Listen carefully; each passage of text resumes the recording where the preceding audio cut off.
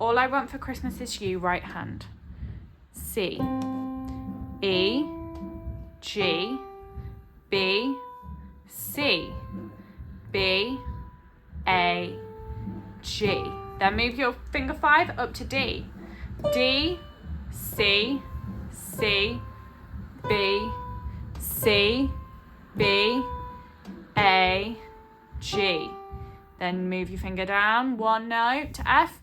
F, A, C, D, E, D, E, A, F.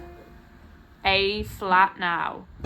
A flat, C, D, E flat, D, B flat, and A flat. Left hand, we are doing a chord of C major. So we have C, E, and G, but we're not going to play it separately, we're going to play it at the same time. 2, 3, 4.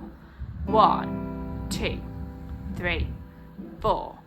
1, 2, 3, 4. 1, 2, 3, 4. Then our chord changes to F major, second inversion. So we have C, F, and A. So we're going to play that all at the same time as a chord. 1, 2, 3, 4. 1, 2, 3, 4. Then all we're going to do is change our thumb to go to A flat. 1, 2, 3, 4. 1, 2, 3, 4. So all together we have